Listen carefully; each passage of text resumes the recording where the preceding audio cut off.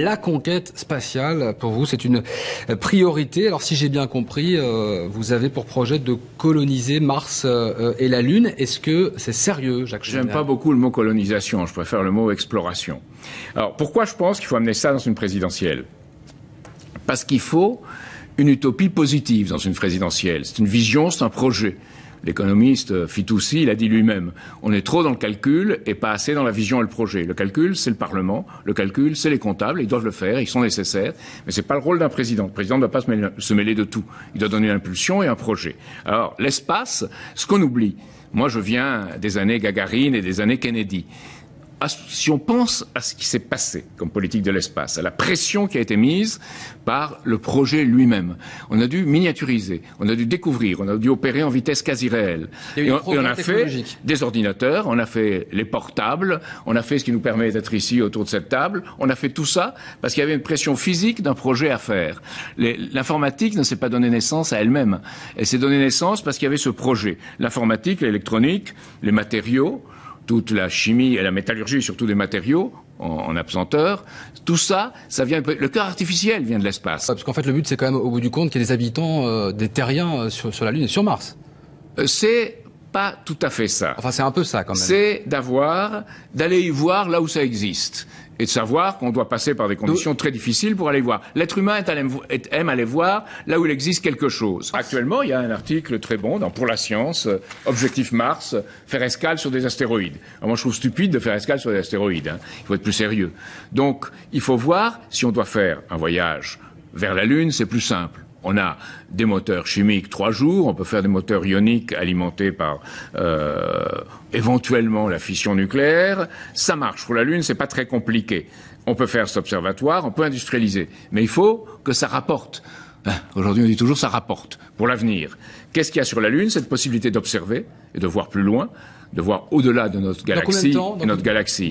La Lune, ça peut être fait très vite. Le début, l'observatoire, ça peut être 10-15 ans. Et au-delà, alors, il y a chercher le titane, chercher le fer, chercher même, je dirais, l'hélium 3, qui est la donnée la plus essentielle. Si on fait la fusion thermonucléaire avec l'hélium 3, c'est des conditions bien plus favorables qu'avec le deutérium ou le tritium. On a des protons et pas des neutrons. Bon, ça demande toute une réflexion sur ça. Mais elle est intéressante, parce que l'homme doit toujours aller chercher, au-delà de ce qu'il connaît, une manière de maîtriser des principes qui sont en œuvre dans l'univers. Quand on dit sortir du nucléaire, c'est idiot, c'est impossible. Nous avons tous du nucléaire en nous. Je reviens sur l'économie isotopique parce que c'est quand même le postulat, c'est la récupération de tout ce que sont les déchets nucléaires, etc., dont vous pensez pouvoir transformer en une sorte de combustible qui permettrait aux fusées d'aller si loin. Chimiques, mais pas les mêmes propriétés physiques. Donc de voir comment, oui, on peut explorer tout ce domaine. Et vous savez, du nucléaire, il y en a partout. La question, c'est comment ajuster l'instrument. C'est un peu comme un accord d'un piano.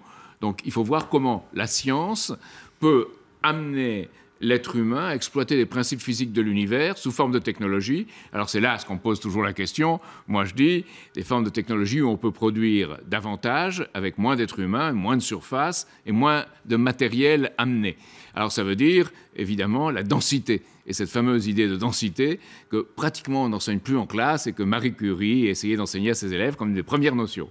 Alors, quand vous partez de cette idée, alors elle est en effet plutôt réjouissante pour l'humanité, qu'on arrive à transformer les déchets des réactions de fission et de fusion nucléaire en une forme de carburant intergalactique, ça veut dire quoi? Ça veut dire que tous les programmes qui aujourd'hui proposent de réduire l'industrie nucléaire sont suspects à vos yeux. Ils tournent le dos, en tout cas, à cette ambition. Mais ils relèvent d'un pessimisme culturel qui est le pessimisme de l'époque, où on extrapole au lieu de penser qu'il y a des moments où des bons peuvent être accomplis.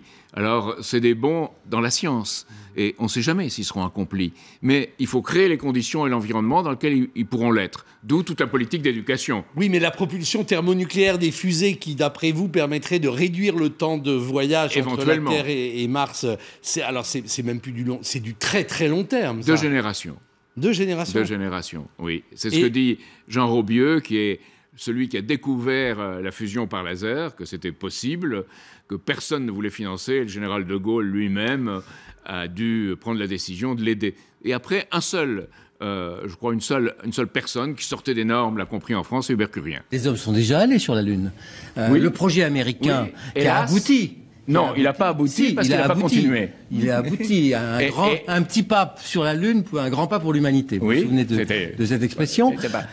C'était un projet politique pour les Américains. Il s'agissait de mobiliser les forces financières et techniques de l'Amérique pour montrer aux Russes qu'ils étaient plus forts qu'eux. Je crois qu'il y avait une part de ça, vous avez raison. C'était pas tout. Oui. J'ai trop de respect pour Kennedy pour penser que c'est seulement ça. Si c'était seulement ça... Il a abandonné parce qu'il n'y avait pas d'intérêt. Si c'était seulement ça, probablement on l'aurait pas assassiné. Oui, mais enfin, parce que Kennedy avait une vision. Il a abandonné parce qu'il s'est aperçu qu'il n'y avait pas d'intérêt ni scientifique ni économique. C'est pas Kennedy qui a abandonné, c'est après. C'est où il y avait on a plus d'intérêt politique. Est-ce que je tiens on abandonne. Il y a une ambition politique là ou pas? Il y a une ambition politique. Quand on utilise le terme coloniser. Oui, non, coloniser, je l'ai jamais utilisé, moi. Oui, jamais. Enfin, j'ai dit explorer. Et j'ai dit objectif commun de l'humanité. Il est totalement sous-jacent à tous vos propos. On n'ira jamais dans l'espace si c'est pas un objectif commun de toute l'humanité. Et c'est la paix avec une mission commune et une vision commune d'aller au-delà du connu. Donc ça doit être fait par l'ONU, ça doit être fait sous le pilotage ça doit être fait avec l'ONU, ça doit être fait avec les différents pays du monde. C'est comme Michel Rocard appelle la réunion de gens. Le gouvernance mondiale, quoi. Pas une gouvernance mondiale. Le G20. Un accord, non. Je suis pour que les États-nations restent, mais qu'entre eux, ils s'organisent pour faire des projets communs qui créent du vouloir vivre en commun. Comme je suis à l'intérieur d'un pays comme la France, pour qu'on crée du vouloir vivre en commun. C'est l'idée qui reçoit tout homme avec un beau visage. Et je crois qu'en France, on ne le fait pas tellement ces temps-ci.